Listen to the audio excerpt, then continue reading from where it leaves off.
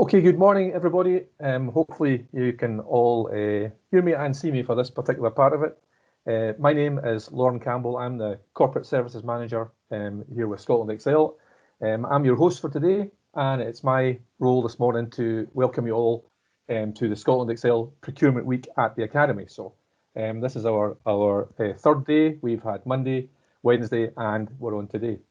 Our topics and our themes today include leadership in our post-COVID-19 world, and in relation to the session we're at today is the people of tomorrow.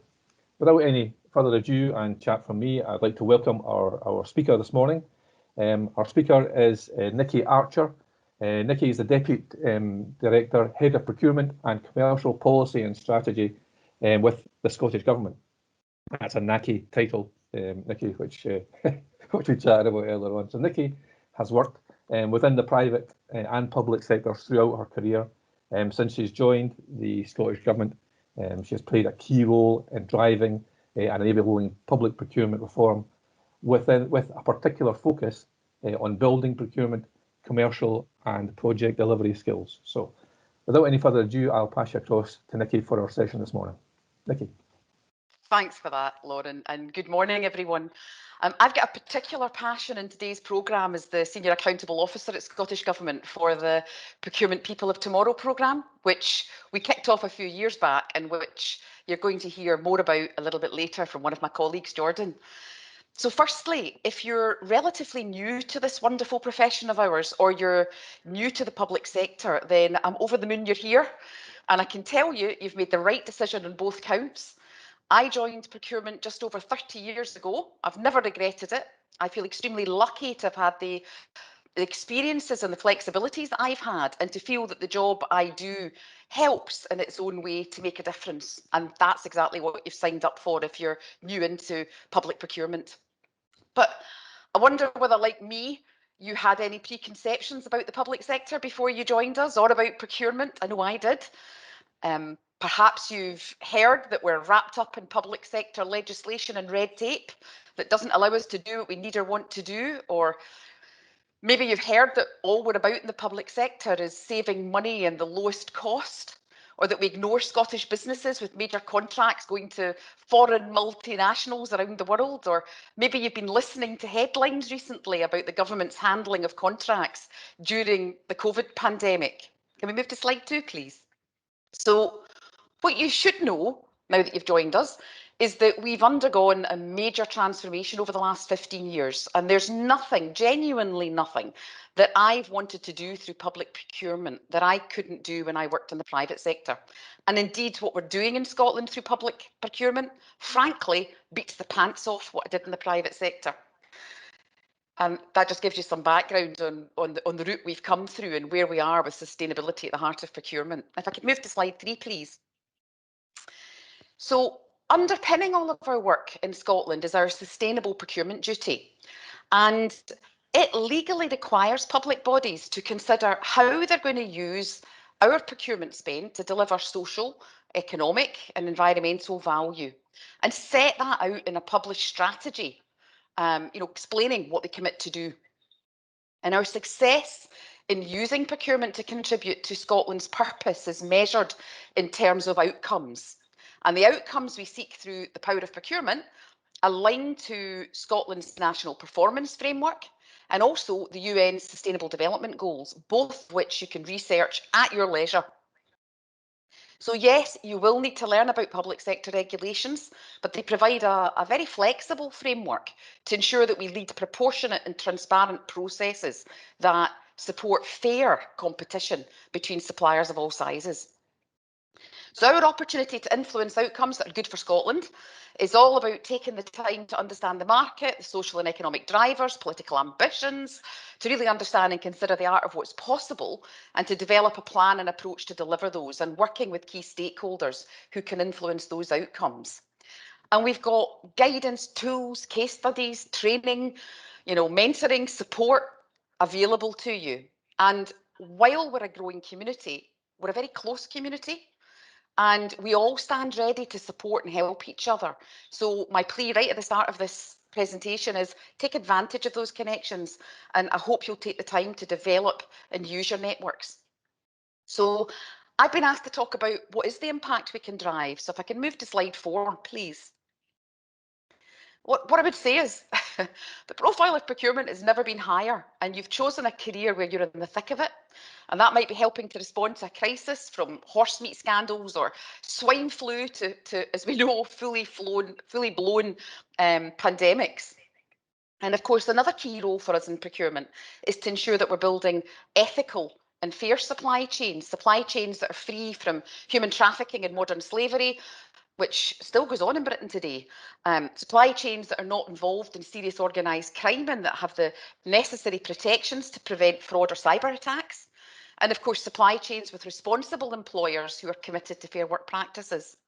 From paying a fair wage, offering fair terms and conditions, and a more diverse and inclusive workforce where everybody is treated equally, to ensuring that the employees in our supply chains have an effective voice in their workplace with investment in their skills and development. And embedding fair work considerations into our public procurement practices and approaches is not only the socially moral thing to do to reduce inequality, it's clear that a happier and more resilient workforce is going to deliver better services and better outcomes for us in the public sector. So it's commercially the right thing to do as well. Driving Fair Work First through every public sector contract and supply chain is one of the flagship policies for Scottish ministers, and it's very prominent in the recent manifesto and in their first 100-day commitments. So, you know, what I can say, as a result of our focus on fair work today, people in our supply chains have had their pay increased to at least the real living wage, which is substantially more than the minimum living wage. Can I move to slide 5, please? So depending on what you're buying, perhaps your role will be to secure alternative supply chains to help protect customers from natural disasters on the other side of the world. You know, think there about critical components made in a factory that's been destroyed by, you know, here's some examples from Japan. And where those factories are making components that are part of the supply chain for IT equipment that keep the wheels of the Scottish public sector turning, or which are critical to our frontline services. Or maybe you're proactively trying to help build more resilient and diverse supply chains to protect your customers from the ever-present economic uncertainty that we've seen so much of over the last 15 months between Brexit and COVID-19.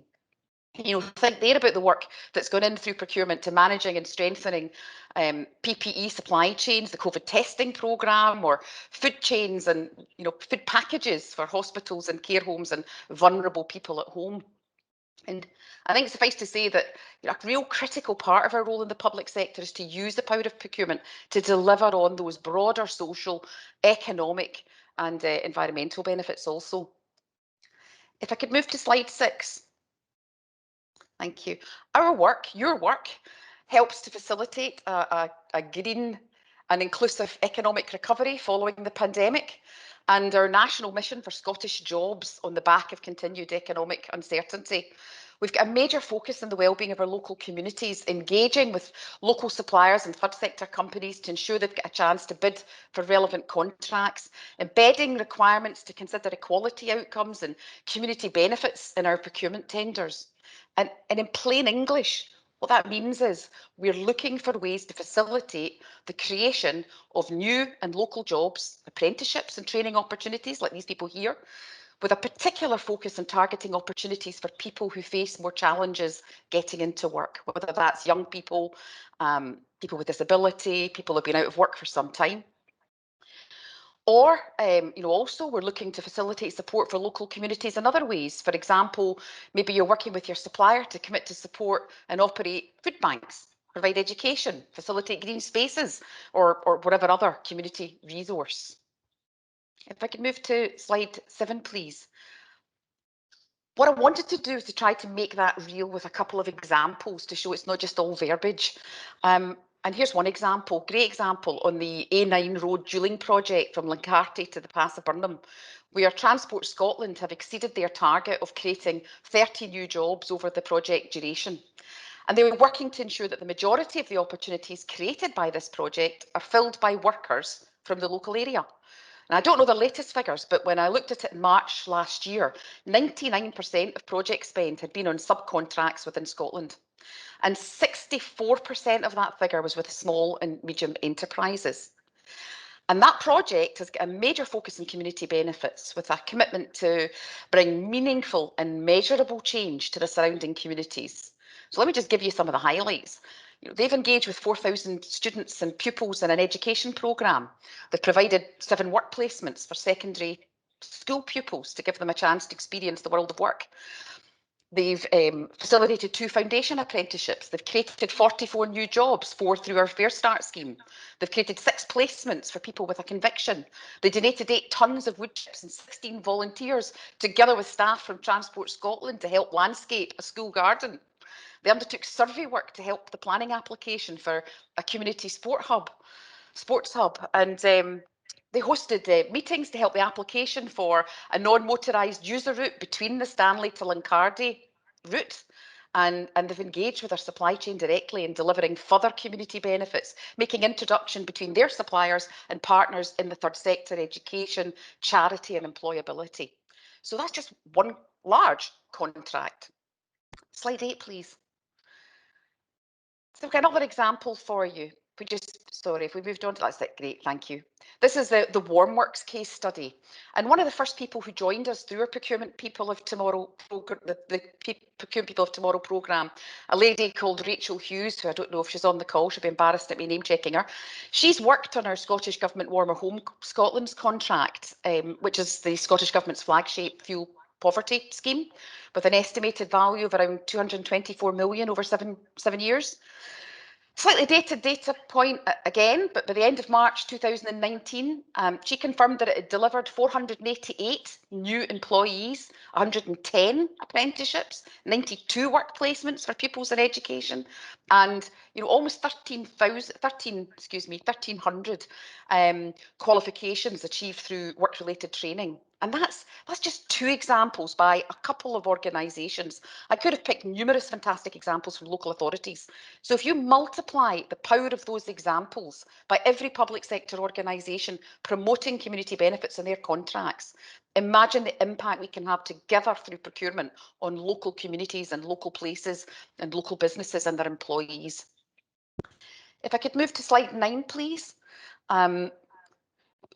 I think it's obvious that we're also committed to using our 12.6 billion public procurement spend to support the climate emergency and a just transition to zero emissions and our wider circular economy ambitions. And you might hear that terminology, a just transition, a lot. And to cut through the jargon, what that actually means in practice is that when we make decisions or take action to support our climate agenda, that we'll take businesses and the people of Scotland with us. So try and make that real. If we're scaling down on buying products with older technology and a higher carbon footprint, then we need to take action to identify the new skills we need and to help train and re-educate and create jobs in the new areas of technology, helping to create more green jobs, a just transition, bringing everybody with us. So we're very ambitious and have very ambitious public commitments on climate, and procurement have a major role to play. And that includes a wide programme of work which is already underway, focused on whether we buy products and services at all, or whether we can get by with what we have, what we buy in respect to choosing lower carbon footprint alternative products or services, or recycled, reconstituted products, with moving over to low emission vehicles, for example. How we buy, engaging suppliers in our drive to reduce our emissions, for example, cutting out plastics, making sure you buy bigger quantities with less packaging, or planning out more efficient delivery routes to minimise transport requirements. And of course, tough decisions about how much we buy, what choice we offer to people in the public sector or in frontline services, given if we buy less, that we can reduce the carbon footprint of manufacturing and all of the logistics involved in moving products around to get them where they need to be. Our role is also to ensure that our procurement strategies are future-proofed and to enable the innovation that we're going to need to secure a better future for Scotland.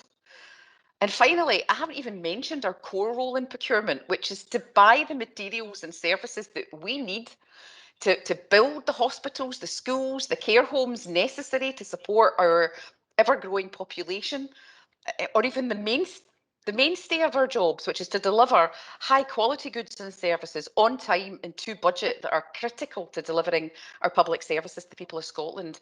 So big ask on procurement, big opportunity to make an impact, and we're doing it. I mentioned earlier the sustainable procurement duty and the fact that public bodies have to set out in their corporate strategy how they're going to contribute to social, economic and environmental considerations. Well, they've also got a duty to report their performance against that strategy every year, very transparently. And that's why we are able to assess the work of over 110 public sector organisations and talk about what the power of procurement is actually allowing us to deliver for Scotland with evidence of that impact. And if I could move to the next slide, please, slide 10. And I don't expect you to be able to read the small print, but presumably you might get a copy of these slides. You know, we can say, and we've got evidence that we're delivering 11.2 billion of economic activity for Scotland, contributing 6.2 billion through procurement to our Scottish gross domestic product. We're supporting around 111,000 full-time equivalent jobs. We know that 60% of suppliers winning contracts are Scottish SMEs. And if we can move to slide 11, please. We know that 53% of our spend in Scotland was with businesses in 60% of disadvantaged communities, and that 6.9 billion was spent in Scotland. So Scottish public procurement is considered world leading by governments around the world who regularly approach us to find out about our innovative sustainable procurement legislation and our pioneering policies, systems, tools and approaches. And indeed, they also want to know about our approaches to creating and developing the talent, that we know we rely on to deliver our future ambitions for Scotland. And to date, we have hosted governments from literally every continent in the world, with the exception, I think, of Antarctica, who've been keen to leverage our tools and approaches. Does that mean we're doing enough? Well, move to slide 12, please. Definitely not. And we're far from complacent. Last year, we undertook external research on the impact of our sustainable procurement duty. We surveyed suppliers on their experience of doing business with us. We held roundtables with Scottish manufacturers, SMEs and third sector organisations. And we've got a whole programme of work to tackle opportunities for improvement. So moving to slide 13, please. So this is our PPOT community. This is one of the workshops we ran some time ago. And by making the decision to join our community, you've got the ability to deliver significant impact. You've got the potential for a challenging, but definitely satisfying and rewarding career ahead of you. And you know, my view is you've picked a fantastic profession and you can do your bit to positively impact the quality of life for the people of Scotland. And if I could move to slide 14, please. This is the career tree. All I want to say to you is don't wait for things to happen. Make your own chances. Volunteer for projects. Put yourself out your comfort zone. There's so much opportunity to grow your skills. Think in terms of a career tree rather than a career ladder to broaden that whole breadth and depth of your experience, taking the time to develop a really solid foundation that will help you move on up through the organisation, and taking the time to get that breadth and depth of experience before moving up, in my opinion, means you'll go further. It will mean you go further because you've earned your stripes, you know the challenges, you've learned how to circumnavigate those challenges. And on that note, onto my final slide, I'd just like to open up to questions. Thank you. Great, Nikki, thanks for that. Ladies and gentlemen, any questions they have at all? I notice there's one there in the chat room, which I'll maybe ask Nikki if I can to start off with. Give everybody a chance to have a think. If you have got a question, if you can raise your hand virtually, that would be great. So within the chat, the question is there more you think that we can do to promote the good work that public sector procurement does, and more case studies like those that you have highlighted in your presentation already? That's a really good question. And in fact, part of the evidence from last year, we have had case studies published around the world. We seem to be gathering the attention of foreign governments, of the European Commission, who invite us onto their steering groups. You know, that was just before Brexit, they're still in touch. to support work that's happening there. We're engaged with the Tri-Nations. They see what we're doing. They're leveraging what we're doing. But we definitely seem to have an awful lot more work to do within Scotland, even across our own community and with our ministers and with the people that pay our bills and the people we report to. There's still a job to do to show them about all of that rich impact. So one of the things we've been talking about is how can we do that? How can we gather those case studies? We've been publishing case studies where we can. For example, there's a procurement policy note if you want to see some case studies, but it's buried in a procurement policy note. So we've been looking at doing little video clips, little YouTube clips, and we're looking for your help. We've published some of those. If you can help us to identify more of these case studies that we're talking about, then the way that I think people just be brought in is, little YouTube clips, and we do have a number of them. My concern is, how far are they going? Who's seeing them? How do we bring them to the attention of the people that we want to influence? Can we help each other to share those on LinkedIn and Twitter to get more attention to them? Does that make sense? So I think there's a lot more we can do, and it's very much on our agenda moving forward. It's one of the key priorities discussed by the PPG, that's the Public Procurement Group, made up of some of the leaders across the public sector. Thank you for that question. Great, thanks, Nikki. And there is somebody with a hand up, and it's actually me. So, as I mentioned at the start, I'm not a procurement professional, but your presentation was fascinating in that you didn't talk about frameworks and contracts. You talked about the benefits and the wider impact of procurement. So, from one of my roles as HR and trying to recruit and attract people into procurement, and it probably links in with your career tree point just at the end about how do we do that? How do we attract more people into the procurement profession? How do we sell procurement better and wider than simply projects and frameworks? And how do we attract the young people, the graduates of the day, into this area of work? So let me tell you, we identified a problem a number of years ago about problems attracting people in and retaining them. And that's why we developed and launched the Procurement People of Tomorrow programme. And that's a Scotland-wide programme. When I set up the initial steering group, we had colleagues in the public sector and colleagues in the private sector. And through that, we developed new pathways into the profession, and we focused on, we still focus on engaging with young people in schools, universities and colleges. We've got a lovely big presentation pack, but I don't want to say too much more because that's exactly what Jordan Pooler is going to discuss when he comes on after me. So all I can say to you is there's a full programme, and we have gone from, I would say, a middle-aged to ageing population to a community that has, such a vibrant group of, younger folks, newer folks, changing career folks coming into our profession, helping to guide the way forward. But I think I'll leave that for Jordan to speak more about, but we can share so much information on that moving forward. And if you're particularly interested, you and I can hook up afterwards. Great, thanks, Nikki. And if nothing else, that's promoted the presentation that's coming up later on within the sessions to this week. So, anybody else got any other questions or comments they want to raise with Nikki before we consider moving on to the video part of the session? There's one more question in the chat, Lauren, from Nicola.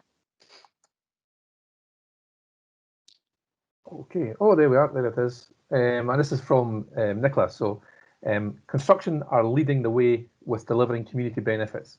But what is your experience of community benefits delivery in health and social care sector? And how is the best way to achieve community benefits in this sector, especially around fair work? I think there's some great examples in construction on community benefits, but actually there's some great examples elsewhere. And in fact, we published a report with a whole range of case studies across all sectors. But there is actually advice and guidance and support on how to embed community benefit clauses within your tenders, and examples of the types of things you can use by way of example when you're talking to your suppliers. And of course, not just in your tenders, if you're contract managing activity going forward, making sure you've got an agenda item around, so what are you doing? We want to partner with suppliers who share our commitment to the people of Scotland. We want to partner with suppliers who have a social conscience. So what can we do together? And we found that sometimes it's just asking the questions and inviting people to think about it. And quite often we'll find out they're doing it anyway, they just haven't mentioned it, or that they pick up on it and think this is brilliant because it's a really motivational thing for their staff to do. And of course, it helps them to win other business. So sometimes it's that there are some formal things you can do in your tendering, and there is actually a legal requirement to consider community benefits clauses in your tenders, but also an awful lot of good practice and support to help you. So there's guidance out there, and again, there's maybe something we could include in what we send out after this pitch, just to signpost people to that. Great, thanks, Nikki, and thanks, Nicola, for your question. That's great. Okay, so sorry. Time's pushing on. If we want to move on to the video element. So, well, before I do that, I just wanted to say, in closing, don't be a stranger. Along with Scotland Excel, my team and I are here to help. And we developed a very short video that I wanted to share with you today. And I'm going to leave the last words to this short video about the impact that we can make by choosing public procurement as our career of choice. So thank you very much for listening, and good luck with the rest of the programme. Thanks, Nikki.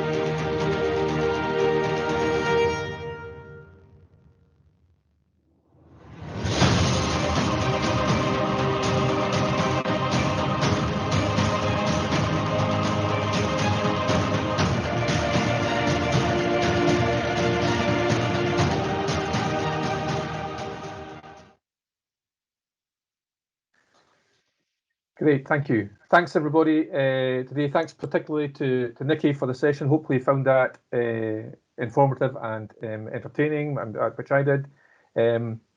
I'll hopefully catch up with you at some point in time during the later sessions in today. If you have any feedback today, please let us know, and we'll take that on board. But thanks for attending, and thanks, Nikki, for your time.